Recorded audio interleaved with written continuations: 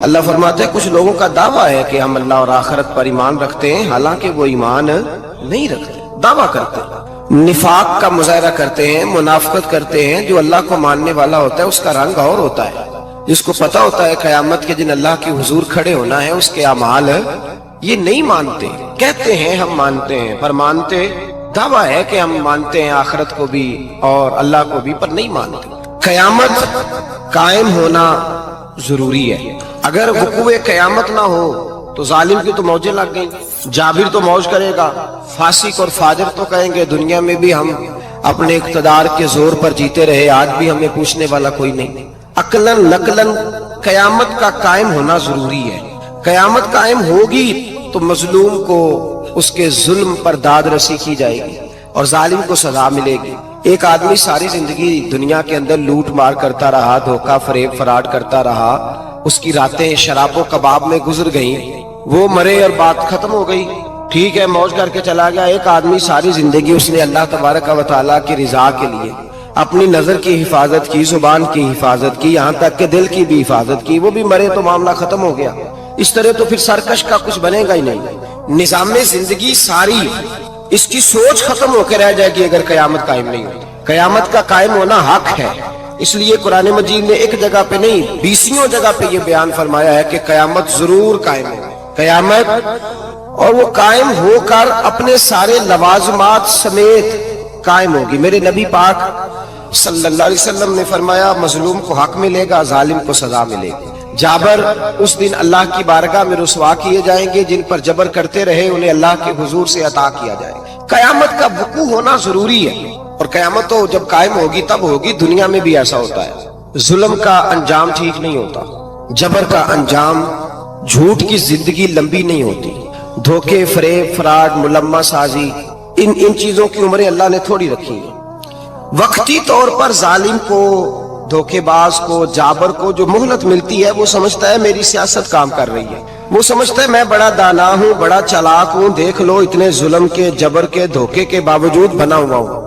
حالانکہ اللہ کی طرف سے اسے مہلت ملتی ہے اور بڑا ہی مہربان ہے۔ مہلت اس طرح دیتا ہے کہ میرے نبی پاک علیہ السلام نے فرمایا جب میرا مسلمان نیکی کرتا ہے تو اللہ فرشتوں سے فرماتا ہے 70 گنا بڑھا کے لکھ لو اس کی نیکی، 70 گنا، اور جب گناہ کرتا ہے تو اللہ فرماتا ہے ٹھہر جب ابھی لکھنا نہ، اسے ٹائم دو۔ یا اللہ کتنا؟ فرمایا 24 گھنٹے تو دو، ہو سکتا ہے توبہ کر لے، یہ اس کی مہربانی ہے۔ اب وہ جو اللہ نے مہلت دی ہے نا کہ شاید توبہ کر لے، لوگ سمجھتے ہیں میری چالاکی کی وجہ سے نظام سیٹ چل رہا ہے، میں بڑا تیز ہوں، 2 4 5 باتیں بولتا ہوں سب صحیح ہو جاتا ہے۔ لوگ اس کو اپنی دانائی سمجھ لیتے ہیں، حالانکہ وہ اللہ کی طرف سے۔ فرعون نے کئی 100 سال حکومت کی اور اس طرح اس نے ظلم کیے کہ لاکھوں اور ہزاروں بچے قتل ہی کرا دیے، 12,000 عورتوں کے پیٹ میں حمل تھا اس نے ضائع کرا دیا۔ جب حضرت موسیٰ علیہ السلام اپنی قوم کو لے کے نکلے، رستے میں دریا آ گیا، فرعون پیچھے لگا ہوا تھا، وَإِذْ فَرَقْنَا بِكُمُ الْبَحْرَ فَأَنْجَيْنَاكُمْ، اللہ فرماتے تمہارے لیے میں نے دریا کو پھاڑا اور تمہیں نجات دے دی، وَأَغْرَقْنَا آلَ فِرْعَوْنَ، اور فرعون کو غرق کر دیا، وَأَنْتُمْ تَنْظُرُونَ، تم کھڑے دیکھ رہے تھے۔ اب جب حضرت موسیٰ دریا کے کنارے پہنچے تو فرعون بھی پیچھے آیا۔ فرعون لوگوں سے کہا کرتا تھا کہ میں کہتا ہوں تو دریا چلتا ہے، میں کہتا ہوں تو ہوائیں آتی ہیں، میرے حکم کے پابند ہے سارے۔ جاگ رہے نا آپ حضرات، غور فرمائیے گا بات پر۔ دعویٰ تھا اس کا کہ میں کہتا ہوں تو نظام زندگی چلتا ہے۔ اب جب دریا کے کنارے پہنچی حضرت موسیٰ علیہ السلام تو اللہ نے حکم دیا کہ آپ عصا ماریں۔ جناب موسیٰ نے عصا مارا، 12 رستے بن گئے۔ اب حضرت موسیٰ کی قوم گزر رہی تھی تو فرعون سے پوچھنے لگے کہ تو کہتا تھا میرے حکم سے چلتا ہے، تو وہ تو حضرت موسیٰ نے ڈنڈا مارا ہے تو رستہ بن گیا ہے۔ باز نہیں آتا انسان باز بہانے بڑے ہیں اس کے پاس، بڑی دلیلیں ہیں، جھوٹ سچ بول کے اپنے آپ کو مطمئن کرتا ہے، آخر دم تک تبدیل ہونے کو تیار نہیں ہوتا، دلیلیں گھڑتا رہتا ہے، بناتا رہتا ہے، شور کرتا ہے جان بوجھ کے۔ بھئی تو کہتا تھا میرے چلانے سے چلتا ہے، تو باز ابھی بھی نہیں آیا۔ کہنے لگا میں نے ہی حکم دیا ہے کہ ذرا پھٹ جا، مجھے یہ زندہ چاہیے۔ باز رسی جل گئی، بال، کہنے لگا میں نے ہی کہا ہے دریا کو کہ یہ مجھے زندہ چاہیے، میرے بھاگے ہوئے ہیں تو اس لیے پھٹا ہے، تو آؤ میرے ساتھ دریا کراس کریں۔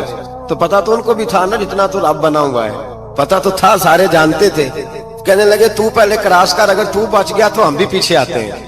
اب چاروں ناچار۔ ایک روایت تو یہ ہے کہ یہ جب خدائی کا دعویٰ کرتا تھا نا، تخت پہ بیٹھا ہوتا تھا، تو ایک دن حضرت جبریل آئے اس کے پاس انسانی شکل میں۔ تو کہنے لگے میں بڑی دور سے آیا ہوں تو ایک مسئلہ پوچھنا تھا. کہا پوچھو. کہنے لگے ایک غلام تھا کسی بادشاہ کا, تو بادشاہ نے اسے تھوڑی دیر کے لیے ایک علاقے کی سربراہی دے دی. کتنی دیر کے لیے؟ کتنی دیر کے لیے ہمیں سربراہیاں ملتی ہیں؟ کیوں جی؟ تھوڑی دیر کے لیے ملتی ہے نا. تھوڑی دیر کے لیے سربراہی دے دی ایک غلام کو. ذرا بات کو سمجھیے. حضرت جبریل پوچھتے ہیں, کہتے ہیں سربراہی مل گئی, اب وہ مالک ہی بن کے بیٹھ گیا ہے, وہ بات ہی نہیں سنتا. اس کو تھوڑی دیر کے لیے بنایا تھا, وہ تو خدائی کا دعویٰ کرنے لگا ہے. آپ بتائیں اس کا انجام کیا ہونا چاہیے؟ یہ مسئلہ پوچھنے آیا ہوں. تو فرعون کہنے لگا اس کا انجام یہ ہے کہ اسے پانی میں گوتے دے دے کے مار دے. انجام کیا ہے؟ بولیے بولیے, کیا انجام ہے؟ کیا انجام ہے جی؟ پانی میں. اللہ اکبر, اپنی سزا تجویز کر رہا ہے. اس کی سزا کہ اسے پانی میں گوتے دے دے کے مارو ظالم کو. اسے تھوڑی دیر کے لیے بنایا تھا اور وہ چھائی گیا ہے, قبضہ ہی کر گیا ہے. حضرت جبریل کہنے لگے جی آپ لکھ کے دے دیں گے؟ کہنے لگا لاؤ لکھ دیتے ہیں. لکھوا لیا. جناب جبریل رکا لے کے تشریف لے گئے. اب جب فرعون دریا میں آیا نا تو اللہ نے حکم دیا مل جا. جب دریا ملا چیخنے لگا تو حضرت جبریل آئے, کہنے لگے تیرا ہی فتویٰ ہے, یہ تیری سزا ہی ہے نا. ہم بھی بڑی سزائیں تجویز کرتے ہیں. یہ جھوٹا ہے جی, اس کا تو فلانا علاج ہونا چاہیے, تو اگر تو جھوٹ بولے تو یہ فلانا بڑا جاور ہے جی, اس کے ساتھ اس طرح ہونا چاہیے, تو اگر تو یہ کام کرے تو جو سزا تو لوگوں کے لیے تجویز کر رہا ہے تو اپنے بارے میں بھی سوچ. اب جب گوتے آئے نا, آخری وقت دیکھا وہ فرعون جو کہتا تھا میری مرضی سے دریا چلتا ہے. علامہ ساوی نے تفسیر ساوی میں لکھا ہے تڑپ کے رونے لگا. جب یہ مزاج ہے, ایک دفعہ اوپر آتا ہے آدمی جب دریا میں جاتا ہے, اوپر آیا تو چیخنے او میرے حواریو خدا کا واسطہ مجھے بچاؤ. کہنے لگے تو کہتا تھا میری مرضی سے چلتا ہے. بے بسی ہے, تڑپتا ہے, روتا ہے. وارث شاہ مان کری نہ وارثہ دا, رب بے وارثہ کر کے مار دائی. تڑپ رہا ہے, چلا رہا ہے, کوئی مدد کو نہیں پہنچتا. اب جب آخری گوتا آیا تو کہنے لگا آمنا میں رب موسیٰ و ہارون, میں موسیٰ کے رب کو بھی مان گیا, ہارون کے رب کو بھی. اللہ نے فرمایا نہیں, اب تیرا ماننا قابل قبول ہے. اس وقت ماننا تھا جب تجھے مہلت دی تھی, جب تو جوان تھا. بڑھاپا آتا ہے, بیماری آتی ہے, جوان آدمی بیماری کا شکار ہوتا ہے تو کہتا ہے یا اللہ ایک دفعہ صحیح کر دے, میں ساری پڑھا کروں گا. ایک دفعہ ٹھیک کر دے, میں مسجد میں رہوں گا, میں اگلے سال اعتکاف بھی کروں گا, میں ساری تراویحیں پڑھوں گا. تو اس وقت پڑھنی تھی جب تجھے مہلت دی تھی. اس وقت پڑھنا تھا جب اللہ نے تجھے آسانی دی, زندگی دی. اگلا وقت یہ حال ایک کا نہیں ہوا. نمرود کو دیکھ لیں, حضرت ابراہیم علیہ السلام کو کہتا تھا میں رب ہوں. آپ نے فرمایا رب تو وہ ہے جو زندہ کرتا اور مارتا ہے. ایک موت کا قیدی بلایا, کہنے لگا ہاں بھائی کتنے دن رہ گئے تھے پھانسی میں؟ کہنے لگا جی پرسوں ہونی تھی. کہا جا تجھے آزاد کیا, لو میں بھی زندگی دیتا ہوں. ایک بے گناہ آدمی کو پکڑ کے قتل کر دیا, کہتا میں بھی مارتا ہوں. حضرت ابراہیم علیہ السلام کہنے لگے تو بیوقوفوں جیسی دلیلیں دے رہا ہے. چل اس طرح کر, میرا رب سورج مشرق سے نکالتا ہے, تو اگر رب ہے تو مغرب سے نکال کے دکھا. اب دلیل کا جواب کوئی نہیں تھا تو کہنے لگا پکڑو اور آگ میں ڈال دو. اللہ کے نبی کو آگ میں ڈالنے والا. یہاں ایک مچھر بیٹھا ہے, 400 سال حکومت کی اور خدائی کا دعویٰ کیا. یہاں مچھر بیٹھا تھا, چھینک آئی تو مچھر اندر چلا گیا. پہلے دربار کا ادب یہ تھا کہ جو آئے سجدہ کرے. اب اس کے سر پہ کوئی چیز مارتا تھا تو اسے سکون ہوتا تھا. مچھر تھوڑی دیر کے لیے اس کا دماغ چھوڑتا تھا. او بھائی یہ اس دھرتی پہ اللہ نے لوگوں کو نظارے دکھائے اور ہمیں سمجھانے کے لیے دکھائے. ہمیں تفکر کی, غور کی دعوت دی کہ دیکھ لینا, اپنے عمل کو پرکھنا. تمہارے عمل حضرت موسیٰ کے فرما برداروں جیسے ہیں, جناب ابراہیم کے فرما برداروں جیسے ہیں, یا بن کے بیٹھ گئے ہو؟ اب دربار کا ادب یہ ہے, بے بسی کا یہ حال ہے کہ جوتے لٹکتے ہیں دربار میں, جو آتا ہے جوتا کھینچتا ہے. اور ادب یہ ہے کہ 10 جوتے نمرود کے سر پہ مارو. اور 400 سال جوتے لگتے رہے. روتا تھا, جو آدمی آتا تھا منتیں کرتا تھا, کہتا تھا کہیں سے کوئی دوائی مل جائے گی. پاگلوں جیسی زندگی گزاری, پاگلوں جیسی سخت. وہ تو حساب, وقوع قیامت تو حساب ہوگا ہی. یہاں لوگ پاگل ہو کے مرتے ہیں, معذاللہ نفسیاتی مریض ہو کے مرتے ہیں. یہاں آخری وقت اتنا سخت آتا ہے کہ دنیا موت کی دعائیں مانگتی ہے. میرے بھائی جب انسان ظلم کرتا ہے تو بھول جاتا ہے کہ شاید مجھے پوچھے گا کوئی نہیں. جب وہ زیادتی کرتا ہے تو بھول جاتا ہے. جب وہ کسی کا حق کھاتا ہے تو وہ کہتا ہے شاید اس کا تو وارث ہی کوئی نہیں جس کو میں لوٹ رہا ہوں. لیکن جب اللہ کی پکڑ آتی ہے, حجاج بن یوسف ظالم تھا, اس نے اچھے کام بھی کیے تھے. قرآن پاک پر زیر زبر آراب حجاج بن یوسف نے لگوایا. محمد بن قاسم کو ہندوستان سندھ کے علاقے فتح کرنے بھی حجاج بن یوسف نے بھیجا تھا. ساری خوبیاں اپنی جگہ پر, ظالم بہت بڑا تھا. کسی آدمی نے اس کے سامنے کونے کی طرف منہ کر کے ساتھ والے سے بات کر لی تو کہنے لگا میرے خلاف کیا، اس کو لے جاؤ 2 ٹکڑے کر کے واپس لے آؤ۔ توتی بولتا ہے نا اقتدار، جب کسی کے ہاتھ اقتدار ہوتا ہے نا، وہ چاہے ایک گھر کا ہی کیوں نہ ہو، وہ 10 بندے فیکٹری میں کام کرتے اور جو ان کا مالک ہوتا ہے وہ کہتا میں مالک ہوں، مجھے مانو۔ جب تو صاحب اقتدار ہوتا ہے نا، جب تو سسر بن کے بیٹھتا ہے اور کسی غریب گھر کی بہو آتی ہے 2-4 تو کہتا ہے میرا اقتدار ہونا چاہیے، جب میں کھانسنے لگوں تو ہر آدمی کے ہاتھ میں ٹشو پیپر ہونا چاہیے، جب میں بولنے لگوں تو بندے ہوئے ہاتھوں سے ہر آدمی جی جی کرتا ہوا کھڑا ہونا چاہیے۔ جس آدمی کا، اور یہ کام بہو بھی کرتی ہے کئی دفعہ، وہ بھی کہتی ہے کہ تمہیں پتا نہیں میں کتنا لمبا چوڑا جہیز لے کے آئی ہوں، جب میں سونے کے لیے اپنے بیڈ روم میں جاؤں تو خبردار بوڑھے بابے کو اجازت نہیں کہ وہ کھانسے، اماں کو چاہیے کہ اگر اس کو بڑی سخت پیاس بھی لگی ہے تو میرے سوتے سوتے باورچی خانے میں برتن نہ کھٹکھٹائے۔ جو جہاں بھی جس اسٹیج پہ بھی بیٹھتا ہے وہ کہتا ہے کوئی نہیں مجھے پوچھنے والا، میں مطلق العنان ہوں۔ جوان بوڑھوں کا مذاق اڑاتے ہیں، سمجھتے ہیں شاید کبھی بوڑھے نہیں ہونا، مذاق اڑاتے ہیں۔ تندرست لوگ بیماروں کا مذاق اڑاتے ہیں، شاید کبھی بیمار نہیں ہونا۔ حجاج بن یوسف ظالم تھا، ظلم کرتا تھا، زیادتی کرتا تھا۔ حضرت سعید بن جبیر ایک تابعی بزرگ تھے، اتنے بڑے بزرگ تھے کہ ساری رات نماز پڑھتے تھے، سارا سال روزہ رکھتے تھے۔ ایک دن انہوں نے ممبر پہ بیٹھ کے کہا کہ حجاج ظلم سے باز آ جائے ورنہ اللہ کی لاٹھی بڑی بے آواز ہے۔ اللہ کی لاٹھی، اس کا کیا مطلب ہوتا ہے؟ اس کا مطلب ہے جب رب کی لاٹھی چلتی ہے تو اس کی آواز، جی اس کا پہلے کوئی پیغام، وہ پہلے اعلان نہیں کرتا کہ تگڑے ہو جاؤ لاٹھی چلنے لگی ہے، لاٹھی چلتی ہے پر اس کی آواز، سمجھ آ رہی ہے میری بات کی؟ جمعۃ الوداع کے لیے تشریف لانے والے احباب خاص غور فرمائیے گا۔ حجاج بن یوسف کو پتا چلا کہ حضرت سعید بن جبیر نے میرے خلاف بات کی، بلا لیا، کہنے لگا تو نے میرے خلاف بات کی ہے؟ فرمانے لگے کی ہے۔ کہنے لگا تجھے پتا ہے میں قتل کر دوں گا؟ آپ فرمانے لگے نہ تو زندگی کا مالک ہے نہ موت کا مالک ہے، تو کیسے قتل کر؟ کہنے لگا تجھے پتا ہے میرا؟ فرمایا میں نے تجھے نہیں، میں نے تو کئی شداد، کئی حماد، کئی قارون، کئی فرعون، کئی نمرود دیکھے، کئیوں کی داستانیں سنی، تو کون ہے؟ تو چھوٹا سا ہے۔ ایک جملہ ہے ملا جلال الدین رومی کا، بڑے درویش تھے، ایک بات کہہ گئے، کہنے لگے نمرود جتنے پیسے نہیں، فرعون جتنی حکومت نہیں، قارون جتنی دولت نہیں، ورنہ فرمانے لگے میرے زمانے میں بھی کئی لوگوں کا خدا بننے کو دل کرتا ہے، کئی لوگوں کا دل کرتا ہے، لیکن نمرود جتنے پیسے، فرعون جتنی طاقت اور قارون جتنی دولت نہیں، ورنہ ہو سکتا ہے لوگ دعویٰ کر جائیں معاذ اللہ ثم معاذ اللہ۔ یہ آج سے کئی 100 سال پہلے وہ کہہ رہے ہیں، آج تو حالات بڑے ابتر ہیں، اس کی نسبت خطرناک۔ فرمانے لگے حضرت سعید بن جبیر تو زندگی موت کا مالک نہیں، کہنے لگا پکڑو، قتل کرو اسے، لے جاؤ۔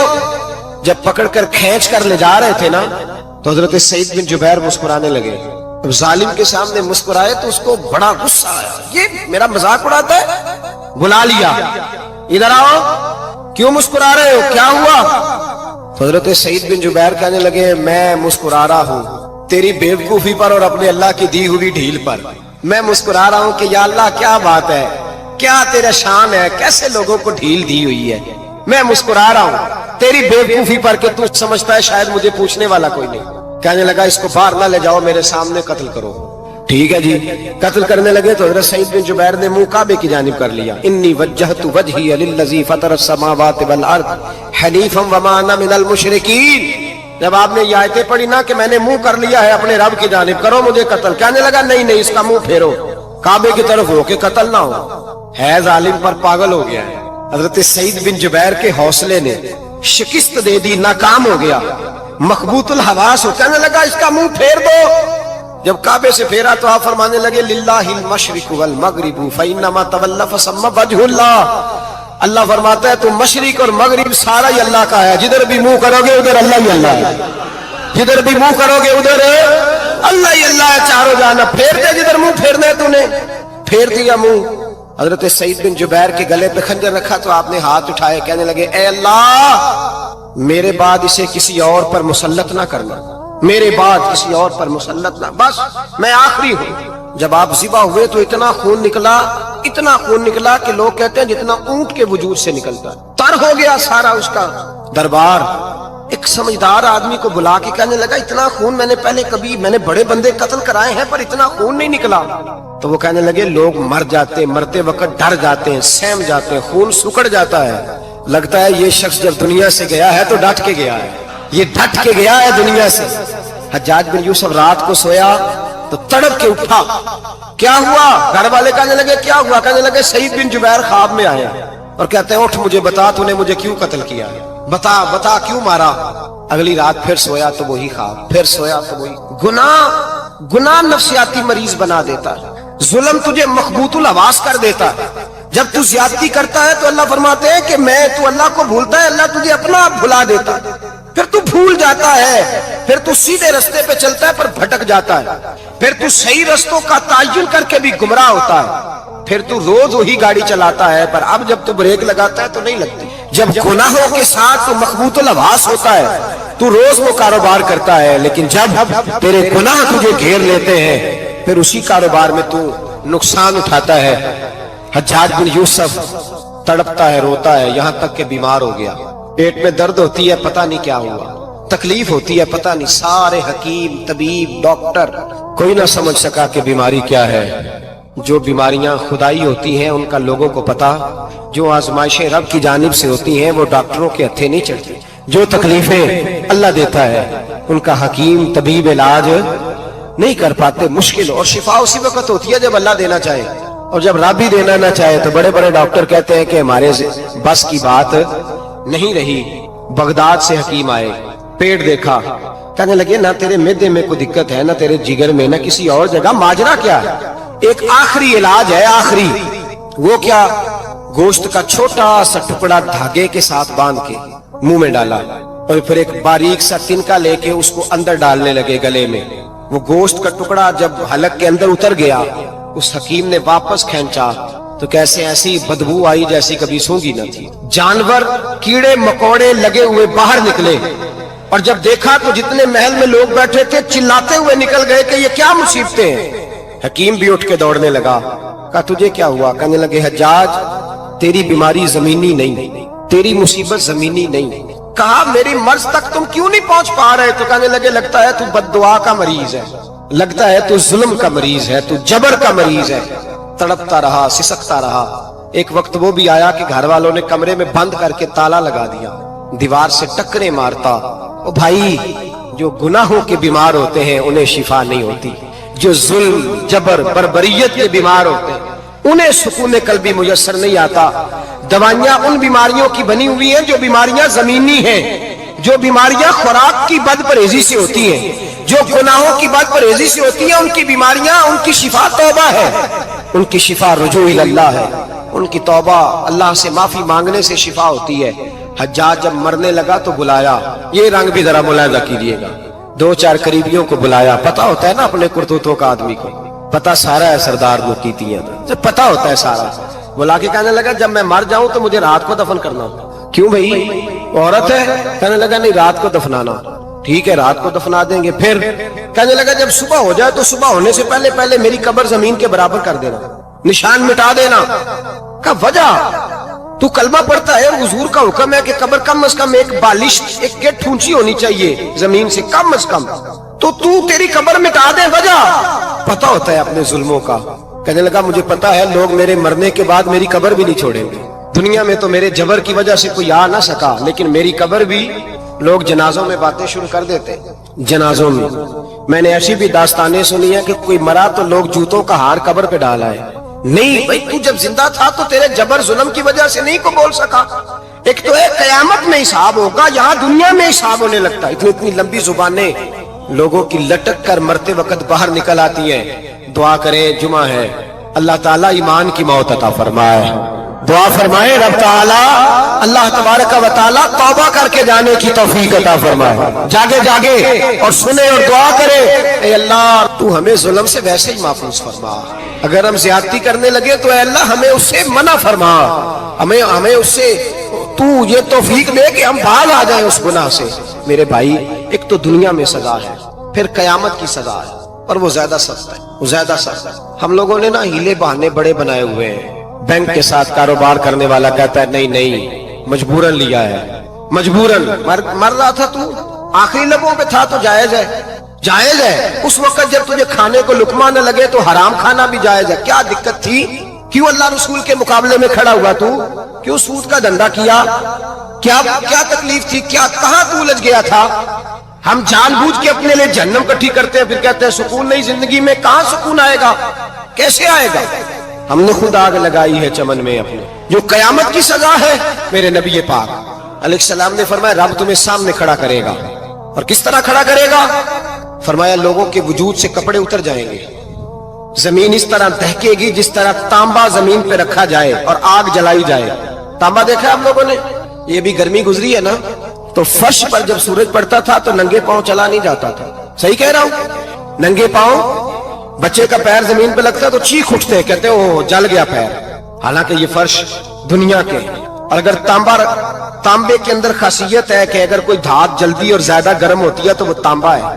میرے نبی نے مثال دی تو اس کی دی جو سخت تھا، فرمایا تانبے کی طرح زمین تپائی جائے گی اور پھر ننگے پاؤں رب تمہیں کھڑا کرے گا. آج سورج کی پشت تمہاری جانب ہے، قیامت میں منہ تمہاری جانب ہوگا. نیزہ آپ نے دیکھا ہوگا، نیزہ ہوتا تھا.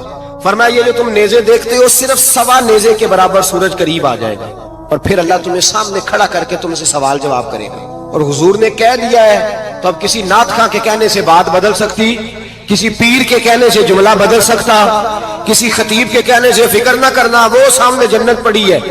اب بات بدل سکتی.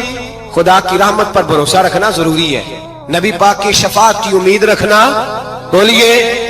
لیکن جو حضور نے بیان کیا ہے اس کو ماننا بھی یہ بھی ضروری ہے. میرے نبی پاک نے فرمایا اللہ تم سے حساب لے گا اور اللہ پوچھے گا، تم نے جواب دینا ہے. حضور کس کس شے کا؟ فرمایا جو پہنتے ہو اس کا جواب نہیں دینا، جو کھاتے ہو اس کا جواب نہیں دینا، جو اللہ کے راستے میں دیتے ہو اس کا جواب، باقی ہر شے کا جواب دینا ہے.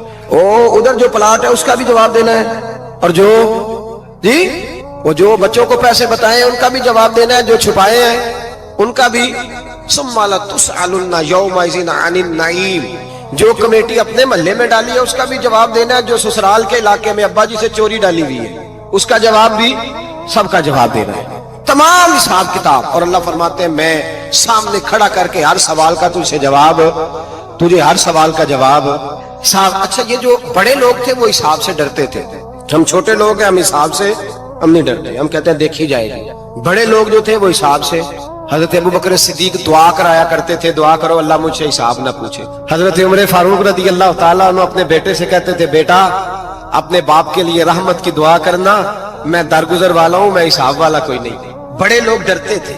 بڑے لوگ حضرت عثمان غنی قبر پہ کھڑے ہوتے تھے تو داڑھی آنسوؤں سے بھیگ جاتی. غلام کہتے ہیں حضور 3 دفعہ نبی پاک نے آپ کو جنت کی بشارت دی، 3 دفعہ بشارت دی ہے تو آپ کیوں اتنا روتے ہیں؟ عثمان غنی فرماتے جس رسول نے مجھے جنتی کہا ہے اسی محبوب نے مجھے فرمایا تھا عثمان قبر آخرت کی منزلوں میں سے پہلی منزل ہے. اور آپ فرماتے میرے تو کمرے میں دیا گل ہو جائے تو مجھے ڈر لگتا ہے، اس میں تو مکمل اندھیرا ہے. آپ فرماتے کھڑکیاں بند ہو تو دم گھٹنے لگتا ہے، اس کو تو دروازہ ہی کوئی نہیں، روشن دان تک نہیں.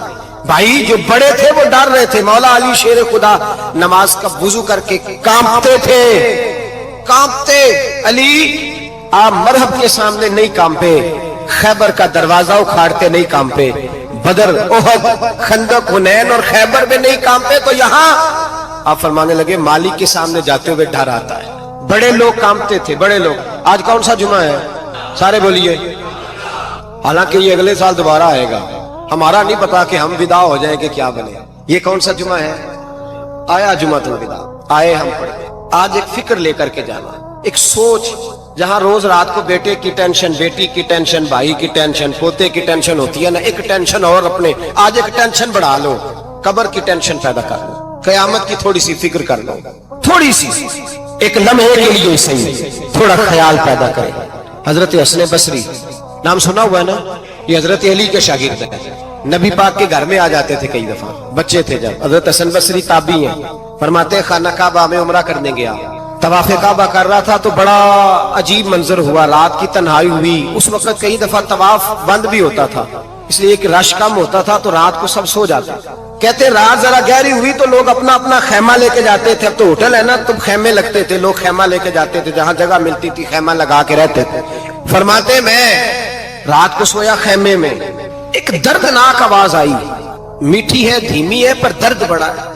کوئی رونے والا رو کے کہتا ہے اللہ حساب قیامت میں مجھ سے نہ لینا، اے اللہ تنہائی میں جتنا مرضی حساب لینا پر لوگوں کے سامنے نہ لینا. اور پھر کہتا ہے اللہ फजल तो तब करे जब तू मेरा हिसाब पूछे ही ना। फिर चंद मिनट गुजरे तो फिर वो रोने लगा। मेरे कानों में आवाज आई, कहने लगा अल्लाह हिसाब तो उनका लिया जाता है जो हिसाब के काबिल होते हैं। आला हजरत कहते हैं ना, रजा से तू क्या हिसाब लेगा, रजा भी किसी हिसाब में है। अल्लाह मैं काबिल नहीं, मुझसे हिसाब ना लेना। कहते थोड़ी देर गुजरी तो फिर वो रोने लगा।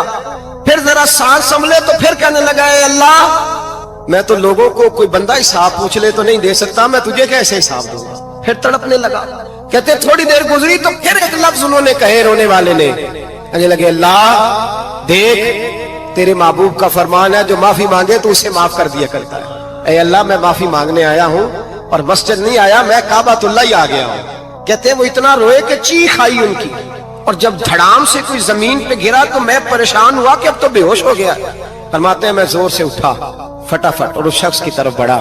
मेरे दिल में ख्याल है कोई गुनाहगार है बेचारा, तो चलो मैं भी दुआ करता हूँ, इसको कहता हूँ बेटे फिक्र न कर, अल्लाह तेरी मदद करेगा। फरमाते मैं गया इस नीयत के साथ कि मैं कहूंगा चलो उठो तुम भी दुआ करो, मैं भी करता हूँ, अल्लाह हमसे हिसाब ना पूछे।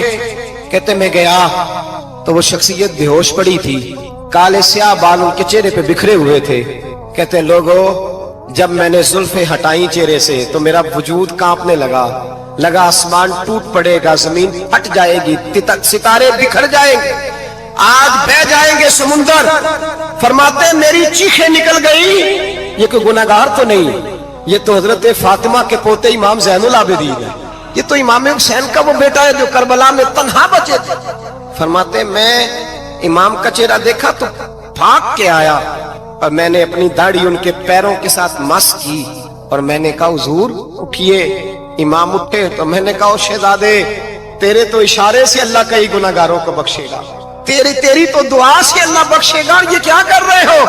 तो इमाम ज़ैनुल आबिदीन कहने लगे हसन बसरी इधर आ यार, इधर आओ बुजुर्गो, मेरे दादा के पास रहने वाले हो, मैंने ना आज ही सुना है कि उसका अजाब बड़ा सख्त है, आओ मेरे लिए दुआ करो, अल्लाह पाक मुझसे हिसाब ना पूछे।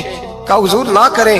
अब फरमाने लगे तुझे नहीं पता कुछ चीजें ऐसी हैं कि रब ने अगर हिसाब पूछा तो मैं वाकई जवाब नहीं दे पाऊंगा, चल कर मेरे लिए दुआ। कहते मैंने हाथ बांधे हुजूर मैं नहीं करता, उठा कह। फरमाते मैंने हाथ उठाए, मैंने कहा अल्लाह तेरे रसूल का शहजादा है, ये तेरे रसूल का शहजादा है, ये कह रहा है तो फजल कर। ओ भाई जो बड़े थे वो तो तड़पते थे, सिसकते थे। बू अली हीती कहते खाना काबा में पत्थर पे सर रगड़ रगड़ के कोई बूढ़ा कह रहा था ऐ अल्लाह अव्वल तो हिसाब ना लेना और अगर लेना तो मुझे अंधा करके उठाना, मैं तेरे नेक बंदों के सामने शर्मिंदा नहीं। इकबाल रो पड़े। इकबाल कुछ लोगों ने लिखा है ये आखिरी रुबाई है डॉक्टर इकबाल की, आखिरी, इसके बाद शायद उसने कलाम ने कुछ सीरत निगारों का ख्याल है। इकबाल मदीने की तरफ मुंह करके कहने लगे तू गनी अजहर दो आलम मन फकीर, अल्लाह तू गनी है मैं तो फकीर हूँ, रोज मक्शर उज्र हाय मन पजीर। ऐ अल्लाह अव्वल तो मेरा कोई उज्र कबूल कर लेना मक्शर के दिन, और अगर ना करना हुआ अगर तुम्ही बीनम हिसाबम ना गुजीर, अगर जरूर ही मेरा हिसाब लेना है, ऐ अल्लाह अगर तूने जरूर लेना है, ऐ अल्लाह अगर जरूर ही लेना हिसाब, अव्वल तो मेरा उज्र मान लेना, मेरी कमजोरी पे रहम करना, ऐ अल्लाह मेरे बुढ़ापे पर मेरी कमजोरी पर रहम करना, अगर जरूर हिसाब लेना है अज निगाहे मुस्तफा पिन्हा बगीर, तो ऐ अल्लाह जरा हुजूर की निगाहों से ओझल करके लेना। ऐ अल्लाह मुझे शर्म आएगी। मेरे मुस्तफा करीम फरमाएंगे मैं तो तुझे हर बात समझा के आया, एक जगह तेरी रहनुमाई करके आया, तू कैसे अमल कमा, जरा ओझल करके अज निगाहे मुस्तफा पिन्हा बगीर, जरा हुजूर की आंखों से ओझल करके साइड पे करके लेना, मैं बर्दाश्त नहीं कर पाऊंगा। हजरत वो अली इती कहते हैं बाबे ने सर रखा हुआ है और कहते अल्लाह मुझे अंधा करके उठाना। फरमाते मैं गया, मैंने कहा चलो मैं दुआ करता हूँ जाके। फरमाते जब मैंने जाके बुजुर्गों की कमर पे हाथ रखा, उनका चेहरा देखा तो ये कोई गुनाहगार तो नहीं, ये तो बगदाद के पीर अब्दुल कादिर जिलानी है, ये तो महबूब सुभानी गौसे समदानी है, ये तो वो शख्स है जो कदम लगाए तो अल्लाह विलायत अता करता है। जो बड़े थे वो डर रहे थे। मोइनुल मिल्लत वद्दीन अताए रसूल हिंदुल वली गरीब नवाज हजरत ख्वाजा मोइनुद्दीन अजमेरी रहमतुल्लाह अलैह, ख्वाजा कुतुबुद्दीन बख्तियार काकी को तन्हाई में बुला के कहने लगे मोइनुद्दीन सैयद ज़ादा है, मोइनुद्दीन हुजूर के खानदान में पैदा हुआ है। मोइनुद्दीन से इसके पीर को बड़ी उम्मीदें थी। मोइनुद्दीन को रसूल पाक ने हिंदुस्तान भेजा था, पर कुतुबुद्दीन यार मोइनुद्दीन तबलीग का हक नहीं अदा कर सका। हजरत ख्वाजा कुतुबुद्दीन कहने लगे हुजूर 90 लाख तो मुसलमान कर दिए, और क्या हक था? फरमाया नहीं, जब तू तहज्जुद की नमाज पढ़े ना बेटा, अपने लिए दुआ मांगना तो खुदा से कहना मौला मेरे पीर की कोताहियां माफ कर। वो जिस एजाज का था वो काम नहीं कर सकता। जो बड़े थे उनकी तो बातें बड़ी थी। ये जो हम छोटे आए हैं ना, नए टिकटें देते फिरते हैं, टिकटें। बेनमाजी जाहिल अनपढ़ पीर टिकटें बांटता है लोगों को, तू भी बख्शा है, तू भी बख्शा है। वो 90 लाख लोगों को राय हक पर लगा के भी कहते थे नहीं, हक तो ये है कि हक अदा ना हुआ, हक तो ये है कि हक कोई शाही पल्ले नहीं। डटा हुआ खड़ा है मुसलमान, डटा हुआ। ये हिसाब सुने। किसी ने हजरत अबू हुरैरा से कहा कि कोई ऐसी हदीस सुनाओ जो आपको भी बड़ी महबूब हो। हजरत अबू हुरैरा ने चीख मारी, रोने लगे और बेहोश हो गए। फिर हिलाया, पानी पिलाया, उठे, कहा हुजूर बात की थी, हदीस सुनाए। फिर रोने लगे। हमें तो नहीं ना रोना आता, हमें तो तब आता है जब बेटा बात ना माने, हमें तो तब आता है जब कारोबार में नुकसान हो जाए, हमें तो तब रोना आता है जब हमारा कोई दोस्त हमारे बारे में गलत बात कर दे, बेइज्जती दुनिया की हो जाए। हजरत अबू हुरैरा 3 दफा होश आया, 3 दफा रोए और कहने लगे अजीजो ये वो वाली हदीस है कि मैं सोचता भी हूं तो मैं तड़प उठता हूं। कहा कौन सी हदीस? तो हजरत अबू हुरैरा कहने लगे मैंने नबी पाक से सुना है कयामत में सबसे पहले उलमा का हिसाब होगा, सबसे पहले उलमा का। रब करीम फरमाएगा तुम्हारी दीन के नाम पर बड़ी मौजें थी, तुम्हारे बड़े पोस्टर छपते थे, लाइनें बना के लोग तुम्हारे हाथ चूमते थे, लोग तुम्हारी घड़ी को भी चूमना अपने लिए सादत समझते थे। बताओ मेरे रसूल के नाम पर खाने वालों क्या करके आए हो? अमल बताओ, अमल। मौज बड़ी की ना तुमने, बताओ अमल। उलमा आलिम अर्ज करेगा अल्लाह मैं जगह जगह तेरे रसूल के दीन की बात करता था, मैं कुरान के दर्स देता था, मैं रातें बेदार रह के तैयारियां करता था, मैं जो बन सका किया। रब फरमाएगा नहीं, तूने तो इसलिए किया था कि लोग तुझे पीर साहब कहें, मौलाना साहब कहें, तेरे नारे लगाए तो लगे नहीं फिर तेरे नारे, फिर लोगों ने लंबे लंबे अलकाबात पुकारे नहीं तेरे। हुजूर सैयद आलम अलैहिस्सलाम फरमाते पहला हिसाब उसका लेगा जो आलिम कहलाता था। रब पूछेगा तुझे ताकत दी, हिम्मत दी, बोलने की सलाहियत दी, अपने फजल से दी, बता क्या कमा के आया है। हजरत अबू हुरैरा रोते हैं, कहते हैं मैं भी तो हदीसें सुनाता हूं, मैं भी तो आलिम हूं, मेरे पीछे भी तो लोग भागते हैं। लोगों बताओ अगर अल्लाह ने अबू हुरैरा से पूछा तो क्या जवाब देगा? अल्लाह फरमाएगा उलमा के लिए बुखारी मुस्लिम है, इन्हें उठाओ और जहन्नम में डाल दो। इमाम गजाली फरमाते हैं अगर किसी आलिम को सजा मिली तो सबसे सख्त आलिम को मिलेगी। दुआ फरमाए अल्लाह मेरे जैसे लोगों को हिदायत का रास्ता अता फरमाए, और जो कहते हैं समझते हैं अल्लाह उस पर अमल की तौफीक अता फरमाए। फरमाया हजरत अबू हुरैरा ने दूसरे नंबर पर सखी अल्लाह की बारगाह में खड़ा किया जाए, मालदार।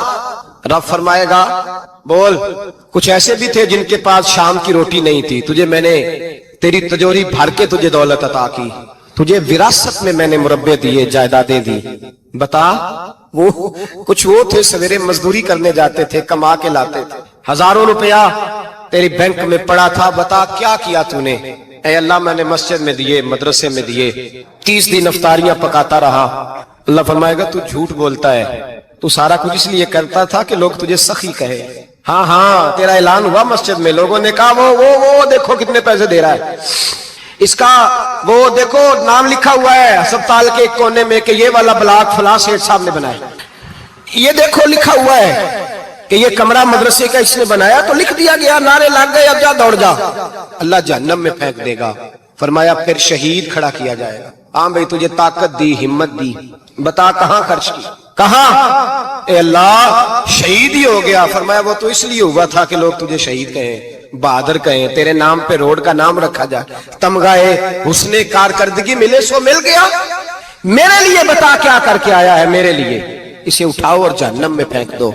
भाइयों अजाब कड़ा है, अजाब सख्त है, हिसाब सख्त है, और जो हिसाब लेने वाला है उसको। मैं ना तरावी हो रही थी तो कारी साहब ने एक सूरह यासीन शुरू की, वमताजुल यौमा अय्युहल मुजरिम। अल्लाह फरमाता है क़यामत में मैं कहूंगा मुजरिम जो है ना वो सफों से बाहर आ जाए, सफों से बाहर आ जाए। एक हमारे फिजिक्स के टीचर होते थे तो बड़ी सख्त छड़ी मारते थे, तो जब वो कद भी बड़ा था, जलाल भी बड़ा था और उसूल बड़े अच्छे इंसान थे लेकिन सख्त थे, तो मुझे याद आता था कि जब वो सवेरे आके कहते थे जिसने काम नहीं लिखा वो बाहर निकल आए। दो किस्म की चोट लगती थी। एक तो ख्याल ये आता था कि शर्मिंदगी बड़ी होगी कि सारे स्टूडेंट बैठे हैं और 2 3 4 उनको कहा वहां मुर्गे बन जाओ, बड़ी शर्म आती थी। और फिर जब वो मारते थे तो इतना सख्त मारते थे कि कई दिन तकलीफ रहती थी, बताया नहीं जाता था। वो स्टूडेंट बताते थे कि यार इससे बचो किसी भी तरीके, और किसी का काम रह भी जाता था, कहते थे इस पीरियड की ड्यूटी सबक याद करके आना है। सख्त टीचर के बारे में तेरा मेरा ये रवैया है। तो याद आ रहा था जब वो कह रहे थे ना वम ताजुल यौम अय्युहल मुजरिमून, तो मैं सफ में खड़ा था तो 2 कतरे मेरे बह गए आंसू के। मुझे साथ बच्चा कहने लगा तबीयत ठीक है? मैंने कहा तबीयत तो ठीक है, कुछ याद आ गया है कि मैदान महशर में यहाँ तो छुपे हुए है ना ऐब, छुपे हुए। और भाई रब बड़ा करीम है, ऐबों के बावजूद नवाजता है। मेरा दावा यह है अगर हमारे ऐब खुल जाएं, लोग हमें धरती पे जीने ना दें, लोग जीने ना दें, निकाल दें, अपने भी हमें बर्दाश्त ना करें, ये तो उसका करम है। पता सारा है सरदार नु कीतियां दा, पर्दा चपाया ही तेरा भला होसी। वम ताजुल यौम अय्युहल मुजरिमून। अल्लाह फरमाएगा मुजरिम बाहर आ जाए। या अल्लाह क्या होगा जब सवाल जवाब होंगे तो रब फरमाते हैं तेरी जुबान पे मोहर लगा के बंद कर दूंगा, तेरे हाथ बोलेंगे, पैर बोलेंगे, सर बोलेगा, पेट बोलेगा।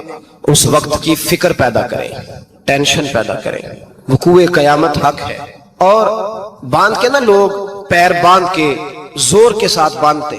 सगा बेटा जब कब्र में दफन करता है ना तो वो भी कहता है वो कोना, ये कोना थोड़ा सा मिट्टी कम है, यहां भी मिट्टी डालो। पहले लोग रोजाना जाते हैं, फिर हफ्ते के बाद, फिर महीनों बीत जाते हैं। कुछ कब्रें ऐसी भी हैं जिन पे खड़े हों तो लगता है कब्रें रो रही हैं और कहती हैं जाओ मेरे घर वालों से जाके कहो कोई फेरा ही लगा जाए। तो एक दफा आए तो सही, कोई मट्टी नहीं डालता। बादशाहों की कब्रें रोती हैं, सरमायादारों की कब्रें रोती हैं, कोई जाता नहीं। इतने इतने मोटे सुराख है कब्रों में, आप अपने शहर के कब्रिस्तान फिर के देख ले, सुराख है।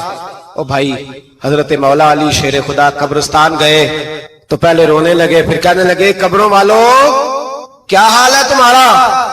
तो आप फरमाते हैं मुर्दा मुझे अंदर से बोल के कहने लगा अली कफन फट गया, हड्डियां टूट गई, माल तो दे आए थे वारसों को पर हिसाब हमें देना पड़ रहा है, तू बता पीछे क्या हालात है? तो हजरत अली कहने लगे तुम्हारी बीवियों ने और निकाह कर लिए, तुम्हारे दोस्तों ने नए दोस्त बना लिए, तुम्हारी औलादों ने तुम्हारे बगैर जीना सीख लिया, तुम्हारी जायदादें बट गईं, तुम्हारा पैसा तकसीम हो गया। पहले तो कोई तुम्हारा नाम लेता था, अब तो तुम्हारा जिक्र खत्म हो गया। अब तो 1-2 नस्ल तक तुम्हारा जिक्र था, अब तो तुम्हें याद ही कोई नहीं करता। कहते हैं लोग यहाँ कोई रहा करता था, यहाँ कोई हुआ करता था, अब तो तुम किस्सा पारीना, किस्सा माजी हो गए। हिसाब का वक्त करीब है, करीब आ गया वक्त। अल्लाह फरमाते इक़्तरब लिन्नासि हिसाबुहुम वहुम फी गफलतिन मुरिदून। फरमाया हिसाब का वक्त करीब आ गया है तो अभी भी गाफल है। जुमातुल विदा, एक परेशानी लगाने का इरादा था, बड़ी परेशानियां पाली है, एक परेशानी और पाल लो।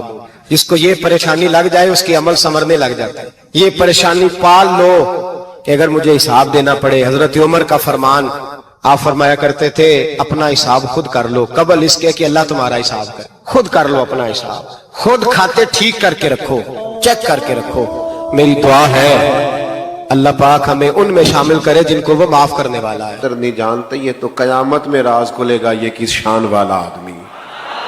हजरत अब्दुल्ला इब्ने मसूद रदी अल्लाह ताला के हजरत उबई बिन काब की शान क्या है, वो किस पाए के कारी कुरान है। लेकिन चूंकि एतराफ करता हूं हमने सहाबा किराम अलैहिम रिदवान की अजीम जिंदगियों से उस तरह से कौम को आशना नहीं किया जो हमारी जिम्मेदारी थी। मैं आपको सच बताऊं, जिंदगी संवारने के लिए, रहमदिली पैदा करने के लिए, माल और दौलत इसका हकीकी मसरफ क्या है ये समझने के लिए, मखलूक खुदा के साथ एक मोमिन का रवैया क्या होना चाहिए, इसको समझने के लिए और जिंदगी को कैसे समेट के रखना है اپنے آپ کو کیسے بچا کے رکھنا ہے، کس خوبصورتی کے ساتھ محتاط انداز میں قدم آگے بڑھانا ہے، یہ اگر کسی نے سیکھنا ہے تو سیدنا صدیق اکبر سے سیکھے۔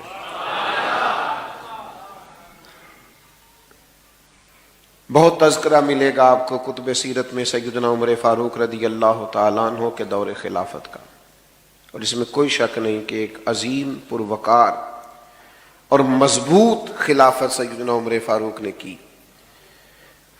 اسلامی حدود کو 24 لاکھ مربع میل تک پھیلا دیا، بہت ساری فتوحات ہوئیں، لیکن آپ کبھی تاریخ کے ورق الٹ کر دیکھیے، آپ کو پتہ چلے گا کہ یہ جو مضبوط خلافت حضرت عمر نے کر کے دکھائی ہے نا، یہ مضبوط خلافت انہیں دی سیدنا صدیق اکبر نے۔ وہ جو فتنے سر اٹھا رہے تھے ان کا سر وقت پہ کچل دیا، جو پیچیدگیاں پیدا ہو رہی تھیں وہ ساری وقت پر سیدنا ابوبکر صدیق نے ختم کر دی، ایک بہترین نظام خلافت بنا کر جناب عمر کو دیا۔ اب انہوں نے چلانا تھا، انہوں نے بھی کمال کر کے چلایا۔ کچھ چیزوں میں بڑے ہی رسیلے تھے، سجیلے تھے سیدنا صدیق اکبر، بڑے سمجھدار تھے، معاملہ فہم تھے، چیزوں کو سمجھتے تھے۔ ایک تو لوگوں کا خیال ہے مال کمانا فن ہے، لوگ سائیڈ بزنس کرتے ہیں، دیکھتے ہیں کون کامیاب چل رہا ہے، اس سے جا کے گزارش کرتے ہیں کہ یار مجھے بھی شامل کر لیں، پھر دیکھتے ہیں آج کل کون سا کاروبار ٹھیک ہے، اس کاروبار میں شامل ہو جاتے ہیں۔ لوگوں کا خیال ہے پیسے کمانا فن ہے، لیکن بزرگ فرماتے ہیں کہ کمانا بھی فن ہے پر خرچ کرنا اس سے بڑا فن ہے، یعنی کہاں لگانا ہے، کس ترتیب سے لگانا ہے، بندہ کنجوسی سے بھی بچے اور اسراف بھی نہ ہو، اور وہ مال کو صحیح جگہ پہ خرچ کرنے میں کامیاب ہو جائے، یہ بھی فن۔ اور یہ بھی یاد رکھیے گا کہ آپ نے محنت سے کمایا ہے، آپ کے پاس حلال کا ہے، جائز ہے، ایک ایک روپیہ جائز ہے، پھر بھی مالک آپ نہیں، کیونکہ مالک ہوتے تو حساب تو نہ دینا پڑتا، مالکوں نے کبھی حساب نہیں دیا، لیکن یہ جو ہمارے پاس ہے ثم لتسألن یومئذ عن النعیم، ایک ایک نعمت کا سوال ہوگا۔ اور صحیح بخاری میں موجود ہے، حضور فرماتے ہیں قیامت میں اللہ یہ بھی پوچھے گا کمایا کہاں سے تھا، اور یہ کہاں کیا تھا، چونکہ ہم مالک حقیقی کمانے، میں نے کہا جائز طریقے سے کمانے کے بعد بھی ہم اس کے حقیقی مالک، چونکہ مالک اللہ ہے تو اللہ کی رضا کے مطابق خرچ کرنا پڑے گا۔ حضرت صدیق اکبر کا کمال یہ ہے کہ کمال طریقے سے کمایا، پر اس طرح خرچ کیا کہ خرچ کر کے اللہ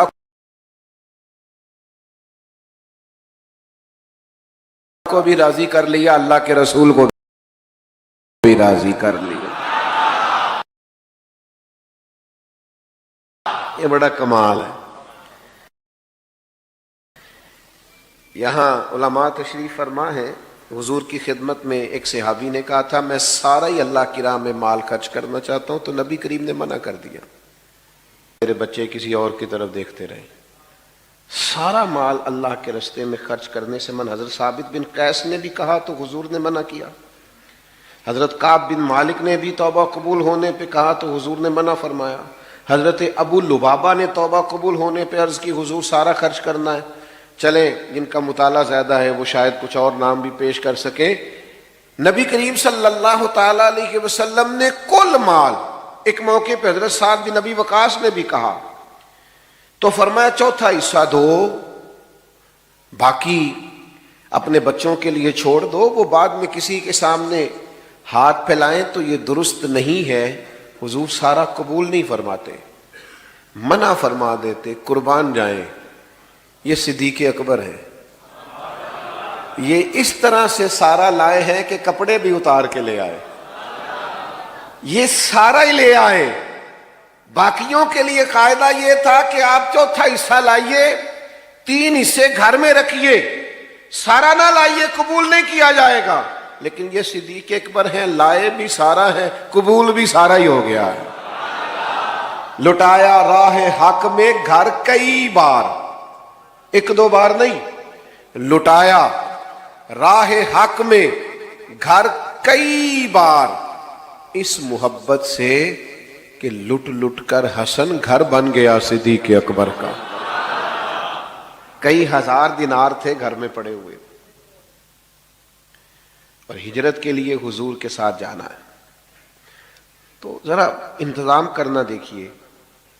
اپنے بیٹے سے کہا کہ سارا دن کفار کی باتوں پر نظر رکھنا، شام میں غار ثور میں آ کے بتانا۔ یہ انتظامات دیکھیے، یہ ہجرت ہو رہی ہے، یہ بظاہر ایمرجنسی ہے، یہ مشکل حالات ہیں۔ اس طرح کی مشکلات میں، اس طرح کی ایمرجنسی میں اس طرح کے انتظامات نہیں ہوتے۔ بیٹے سے کہا سارا دن خبر رکھنا اور رات کو آ کے غور ثور میں اطلاع دینا۔ غلام سے کہا کہ سارا دن بکریاں سائیڈوں پہ چرانا، شام ہو جائے تو ذرا غار کے قریب لے آنا، حضور کو تازہ دودھ ملنا چاہیے۔ بیٹی سے کہا کہ بیٹا شام ہو جائے، حاجی نا وہ چلے جاتے ہیں، کئی انتظامات کرتے ہیں، صبح 2-3 پانی کی بوتلیں ساتھ لیں اور ذرا جلدی جلدی گئے دھوپ نکلنے سے پہلے، اور جب غار ثور سے واپس آتے ہیں تو پھر وہ اپنی کرامات بھی سناتے ہیں کہ میں پہنچ گیا اور میں اتنے منٹ میں گیا اور میں اتنی جلدی۔ چلے اچھی بات ہے، آپ سنائیے، کوئی حرج نہیں۔ حالانکہ اب رستے بھی بن گئے اور رستے میں 2-4 جگہ سستانے کا بندوبست بھی ہے، کھانے پینے کا انتظام بھی ہے، آپ جا بھی رہے ہیں، آ بھی رہے ہیں۔ اس خاتون کا اندازہ کرتے ہیں جو رات کو جاتی تھی، لوگ سو جاتے جاتی تھی، اور اس طرح جاتی تھی کہ رستہ بھی نہیں تھا۔ حضرت اسماء بنت ابی بکر صدیق، والد کا حکم ہے کہ تازہ کھانا محبوب کو پہنچانا ہے۔ یہ بندوبست دیکھیے، کئی ہزار دینار گھر میں موجود تھے جب ہجرت کے لیے جا رہے تھے، وہ سارے ساتھ لے لیے۔ لٹایا راہ حق میں گھر کئی بار، وہ سارے لے لیے۔ اور والد نابینا ہے، جناب اسماء سے کہا کہ چھوٹے چھوٹے روڑے ڈال کے اوپر اس کے بوریا ڈال دینا، اور اگر والد پوچھے زیادہ پیسے تو نہیں لے گئے تو ان کا ہاتھ لگوا دینا، انہیں محسوس ہو کہ رقم یہی ہے۔ گھر کیا چھوڑ کے آئے ہو؟ تو جواب تو یہ تھا نا کہ سارا لے آیا ہوں، لیکن حضرت صدیق اکبر صوفی ہے نا، عرض کرنے لگے حضور گھر اللہ چھوڑ آیا ہوں، اللہ کا رسول چھوڑ آیا ہوں، بھرا ہوا ہے گھر میرا، بھرا ہوا گھر، اللہ اور اس کا رسول موجود ہے، رب رسول کا نام ہمارے پاس موجود ہے۔ تو یہ دیکھیے، خرچ کرنا بھی ایک کمال ہے، یعنی آپ خرچ کر کے اللہ کی رضا حاصل کر رہے ہیں۔ پھر ان کی زندگی کا ایک اہم پہلو ہے اللہ کی مخلوق سے محبت کرنا۔ غریب سیانے نہیں ہوتے، چونکہ عقل مند ہونے کے لیے بھی پیسوں کی ضرورت ہے۔ ہمارے پنجابی میں ایک مثال ہے کہ جی گھر دانے وہ کملے بھی سیانے، یعنی کہ جس کے جیب میں پیسے ہوں وہ باولا بھی ہو نا تو وہ سیانا ہی ہوتا ہے۔ اور آپ مالدار آدمی، مفتی بھی وہ خود ہی ہوتا ہے، لیکچرار بھی ہوتا ہے، وہ آپ کو بہت ساری نصیحتیں کرتا ہے، آپ سن رہے ہوتے ہیں۔ اس کی خوبی کیا ہے؟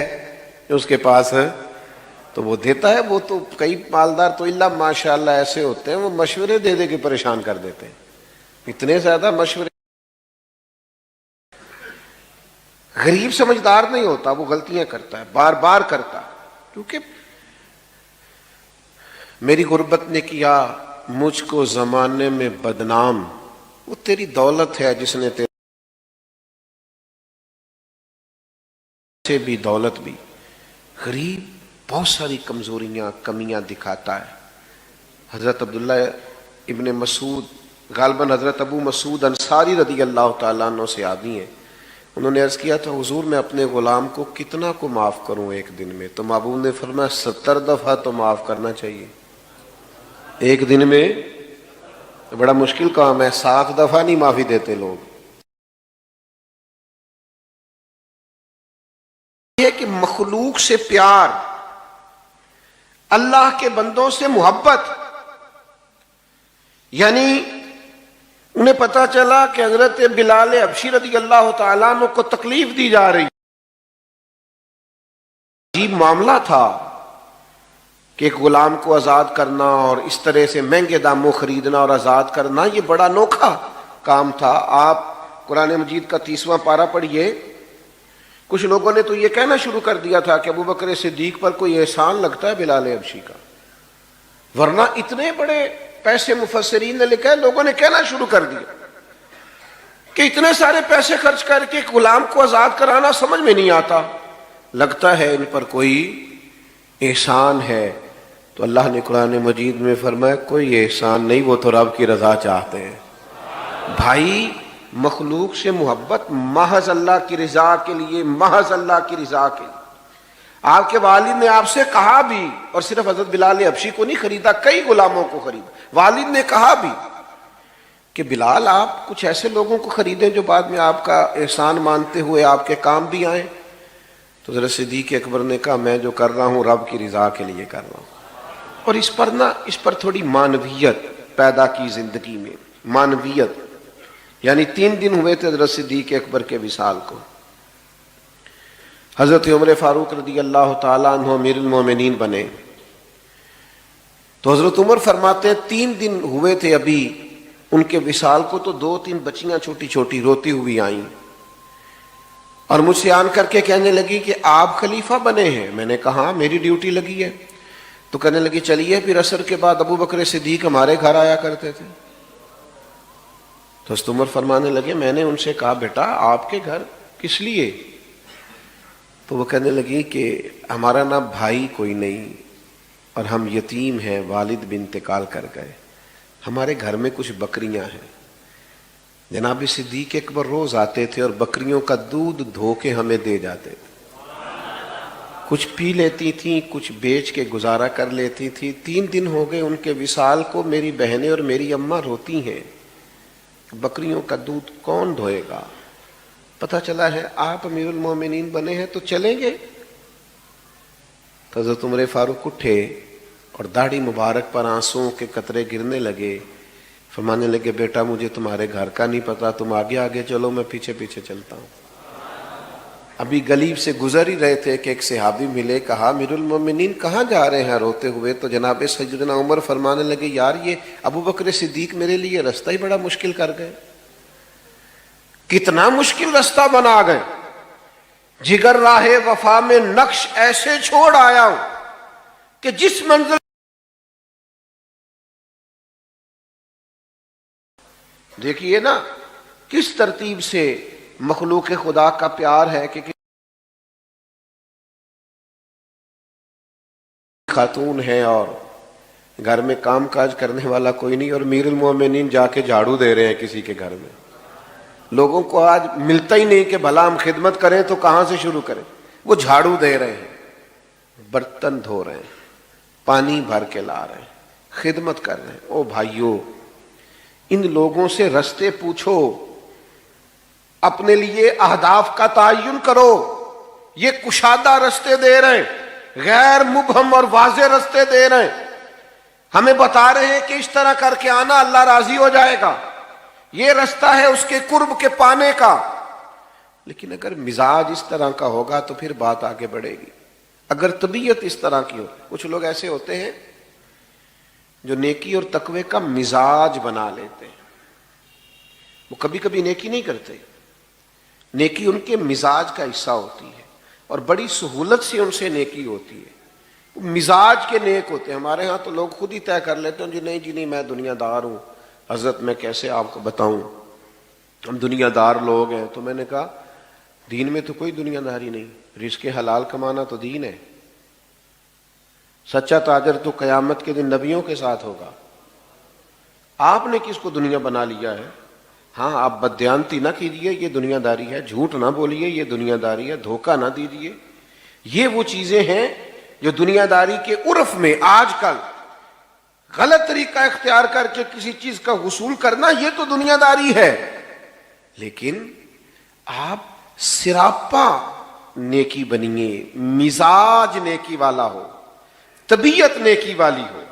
نیکیاں تو ہر روز انسان کے پاس موجود ہوتی ہیں، دین نے تو ہر وقت خیر کرنے کا کہا ہے، نیکیوں میں ایک دوسرے سے سبقت لے جانے کا کہا ہے۔ مزاج نیکی کا ہو، طبیعت نیکی کی ہو، ارادہ نیکی کا ہو، حسن نیت کے ساتھ انسان آگے بڑھنا چاہتا ہو تو اس لیکن اگر ارادہ نہیں ہے تو پھر ٹھیک ہے، لوگوں نے بعض نیکیاں بعض چیزیں اپنے حساب سے طے کر لی ہیں، وہ اپنے حساب سے نیکی کرتے رہتے ہیں، اپنی ترتیب کے حساب سے چلتے ہیں، ٹھیک ہے، آپ کیجئے اس کام کو، کوئی منع نہیں کرتا۔ اور بعض ایسی چیزوں کو بھی لوگ نیکی بناتے ہیں جس کو ترجیحاً بعد میں ہونا چاہیے تھا، اور ترجیح فرائض کو واجبات کو دینا چاہیے تھی۔ اپنے حساب سے لوگ نیکیوں کو طے کرتے ہیں، لیکن جن کا مزاج پرہیزگاری والا ہونا، یعنی حضور نے فرمایا، یہ دیکھیے گا ذرا، فرمایا جنازے میں شرکت کس کس نے کی ہے؟ تو حضرت صدیق اکبر عرض کرنے لگے، حضور آپ نے پوچھا ہے تو بتا دیتا ہوں، میں آج جنازے میں گیا تھا۔ بھئی آج مسکین کو کھانا کس کس نے کھلایا؟ یا رسول اللہ یہ توفیق بھی اللہ نے مجھے عطا کی ہے۔ حضور نے پوچھا آج نفلی روزہ کس کس نے رکھا ہے؟ تو حضرت صدیق اکبر عرض کرنے لگے، حضور آپ کے غلام کو اللہ نے توفیق عطا فرمائی۔ آپ بات کو سمجھیں، اس کے لیے وہ بہت سارے لوگ کہتے ہیں میں نیک بننا چاہتا ہوں، تو میں کہتا ہوں کہ یہ تو اللہ نے آپ کی فطرت میں رکھ دیا، نیکی کیا ہے؟ مجھے بتائیے، نماز فرض ہے، اس کے لیے پی ایچ ڈی کرنے کی ضرورت ہے؟ سب کو پتہ ہے فرض ہے۔ ماں باپ کے ساتھ نیکی کرنی ہے، اس کے لیے کیا ماسٹر کی ڈگری ہونا ضروری ہے؟ سب کو پتہ نہیں۔ حلال حرام کی طبیعت تو تمیز تو انسان کے مزاج میں ہوتی ہے، اس کے لیے آپ کا ایم فل کا اسکالر ہونا ضروری نہیں۔ آپ کو پتہ ہے میں جاب کر رہا ہوں، اس میں یہ چیز میرے لیے حلال ہے اور یہ میرے لیے پتہ ہوتا ہے کہ نہیں ہوتا؟ تو بھئی آنکھوں میں پٹھی باندھ لینا، جھوٹی تسلیاں دینا، اپنے آپ کو دیتے رہے، گزارا کرتے رہے۔ ہر آدمی نے اپنے آپ کو مطمئن کرنے کے لیے کوئی نہ کوئی دلیل رکھی ہوتی ہے، رکھیں، لیکن نیکی کا مزاج انسان کی فطرت میں شامل ہوتا ہے، وہ نیکی کرے۔ یا رسول اللہ میں نے نفلی روزہ بھی رکھا ہے، مسکین کو کھانا ہے، جنازہ بھی پڑھا ہے۔ تو بھائی جناب صدیق اکبر کی سیرت سے سیکھیے، مال کے خرچ کرنے کا کمال اپنی زندگی میں پیدا کیجیے، خرچ کرنے کا فن اپنی زندگی میں۔ مجھ سے ناراض نہ ہونا، ہمارے ہاں نا والدین پر خرچ کر کے بھی لوگ بتا رہے ہوتے ہیں کہ ابا جی کو آج میں نے کرایا، تو بھئی آپ کے ابا جی تھے، آپ نہیں کرانا تھا؟ بات سمجھ رہے ہیں؟ یہ بتانے والی بات ہے۔ ابا جی آپ کے ہیں تو کس نے کرانا تھا؟ نوجوان نے عرض کی، یا رسول اللہ مجھ سے میرے والد میرا مال مانگتے ہیں۔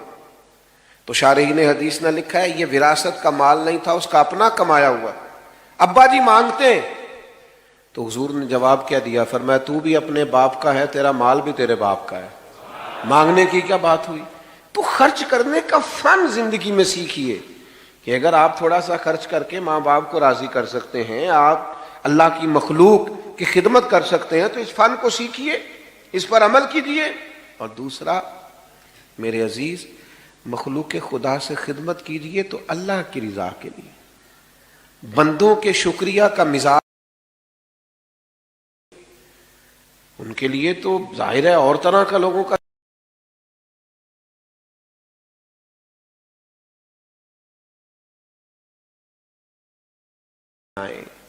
آپ گندے ہوئے ہوں، آپ کی طبیعت ہو، یعنی جو نیکی بھی آپ کو ملے، نبی کریم علیہ السلام نے فرمایا تم نے نیکی کو حقیر نہیں سمجھنا، کچھ نہ ہو سکے تو اپنے بھائی سے مسکرا کے بات ہی کر لینا، اللہ صدقے کا ثواب عطا کر دے گا۔ نیکیاں اکٹھی کرتے رہو تو صحابہ کی زندگیاں کشادہ رستوں کا پتہ دیتی ہیں، صاف ستھرے رستوں کا تعین ہے۔ یہ جو لوگ کہتے ہیں نا کہ ہم کدھر جائیں اور کس طرح چلیں، تو بھائی ادھر آؤ اور اس طرح چلو، جو رستہ ان لوگوں کا ہے، تیرے غلاموں کا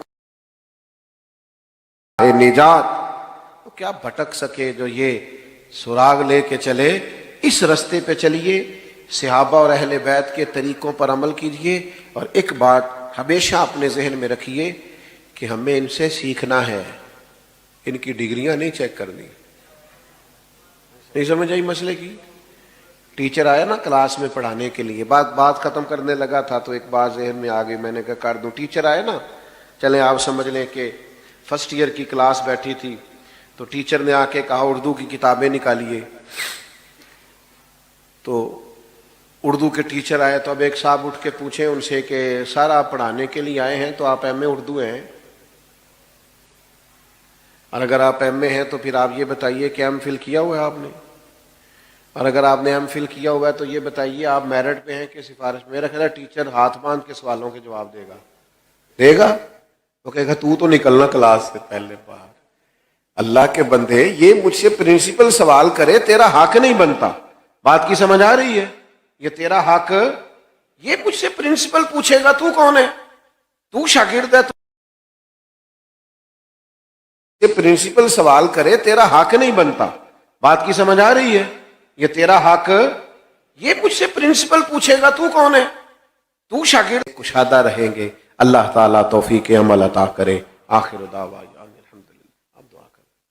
اللہم صلی علی سیدنا و مولانا محمد معدن الجود والکرم وآلہ وبارک وسلم۔ اللہ ہماری حاضری قبول فرما۔ جناب سیدنا صدیق میں غلاموں کا نذرانہ قبول فرما۔ ان کے رستوں، ان کے طریقوں پر چلنے کی توفیق عطا فرما۔ ہمارے گناہوں کو معاف فرما، ہماری غلطیوں سے درگزر فرما، علم نافع عمل صالح کی توفیق عطا فرما، سجدوں کا ذوق، عبادتوں کا شوق، اپنی یاد کی توفیق عطا فرما۔ اللہ کریم بیماروں کو شفا عطا فرما، مقروضوں کو بار قرض سے رہائی نصیب فرما، تنگ دستوں کے رزق میں وسعت فرما، امت کے حق میں رحمت والے فیصلے فرما، عالم اسلام کی مدد فرما۔ جن دوستوں نے اس بزم حسن کو